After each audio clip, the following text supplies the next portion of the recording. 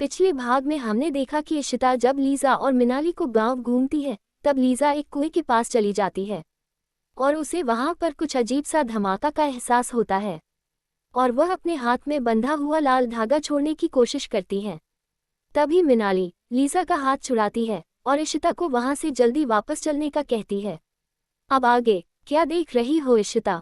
और भला तुम्हारे चेहरे पर यह चिंता की लकीरें कैसे? कोई खास कारण है क्या?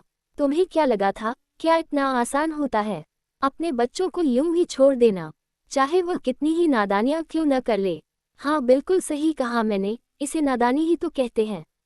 इशिता, तुम भली भांति जानती थी और वाकिफ थी इस सच से कि तुम्हारे पास कोई भी सुरक्षा कवच नहीं है।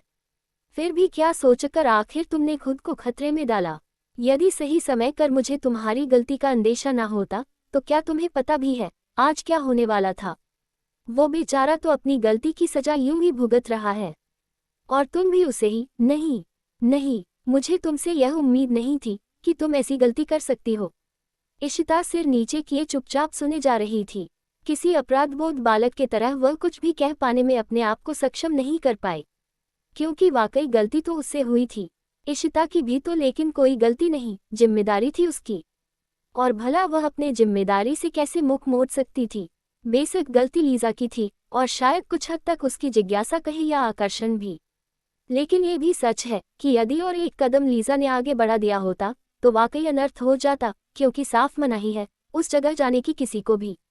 वहां सिर्फ आज भी वे ही बुजुर्ग जाते हैं जिन्होंने कभी हुरा को या तो गोद में खिलाया होगा या अपने कंधों पर गांव की सैर करवाई होगी, क्योंकि वाकई में उस तेज को बर्दाश्त करने की क्षमता किसी में भी नहीं थी, इसलिए स्पष्ट तौर से बड़े बड़े अक्षरों में तक उस स्थान पर लिखवा दिया गया, प्रवेश निषेध। हुरा के तेज का प्रभाव इतना ज्यादा है कि वहां पर जाने से हर छोटा बड़ा व्यक्ति घबराता है। फिर इशिता, मुझे तुमसे ऐसी उम्मीद बिल्कुल भी नहीं थी कि तुम वहां कैसे जा सकती हो। तुम तो गई ही और तुमने अपने साथ में लीजा और मिनाली को भी साथ ले गया। लीजा, तुम खुद ही सोचो, वे दोनों दूसरे शहर से यहाँ नौकरी करने आए हैं और अगर वे दोनों को कुछ भी हो जाता तो तुम उनके माता पिता या फिर खुद शुभम आचार्य सर से क्या कहती? क्या तुम इस पाप की भागीदारी नहीं बनती?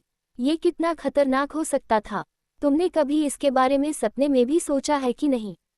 लेकिन फिर भी यह जानते हुए कि गलती हो सकती है और खासकर लीजा जैसी लड़कियों से, तब फिर आखिर उस दिशा में ही गए ही क्यों? ये समझ पाना बहुत मुश्किल है। इशिता ने बड़ी मुश्किल से सिर्फ इतना ही उत्तर दिया, यदि ऐसा ना करती तो दोष मुझे ही लगता। अच्छा, वाकई दोष तुझे ही लगता? सच बताओ, क्या वाकई तू दोषी थी? कहते हुए इशिता के दादाजी ने गुस्से में अपना डंडा पटकते हुए अत्यंत क्रोध में आकर इशिता की ओर देखने लगे। दादाजी के इस प्रकार क्रोध को देखते हुए इशिता मन ही मन थोड़ा डर भी रही थी, लेकिन वह सोच रही थी कि दादाजी कुछ देर गुस्सा रहेंगे फिर मैं उन्हें मना ही लूंगी, क्योंकि दादी जी की चहेती जो है।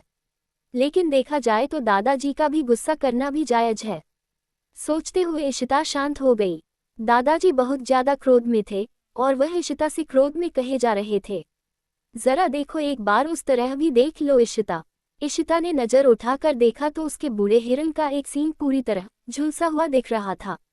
वह बुरी तरह से कांप रहा था। इशिता को समझते देर ना लगी और वे फूट फूट कर रोने लगी और जाकर उस बूढ़े हिरण को लिपटकर इशिता बहुत रोती है।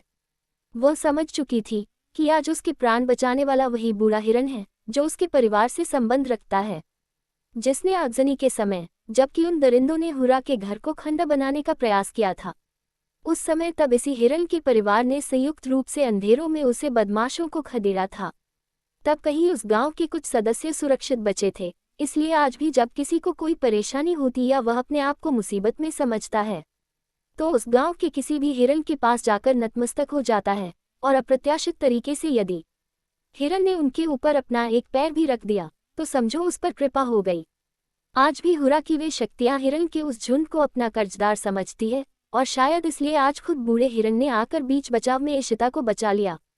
लेकिन लीजा के ऊपर किया हुआ प्रहार को रोका जाना भी आवश्यक था। इसी बीच बचाव में वह हिरण सारा घात अपने सिर पर ले बैठा, लेकिन तब भी बहुत कम प्रभाव उन शक्तियों पर हुआ। उस बूढ़े हिरण को देखकर जैसे इशिता की आंखों से आंसू निकलने लगे। इशिता उस बूढ़े हिरण के पास जाकर उसे प्यार से पुचकारने लगी और उस बूढ़े हिरण से बातें करने लगी कि आज अगर तुम नहीं होते तो शायद मैं भी जिंदा नहीं होती। तुमने समय पर आकर मेरी जान बचा ली लेकिन उस समय मैं समझ नहीं पाई थी कि मेरी जान कैसे बची। लेकिन अभी जब दादाजी ने मुझे बताया तब समझ आया कि वह तुम ही थे, लेकिन तुमने मेरी जान बचाने के कारण तुम्हें खुद कितनी चोट आई है।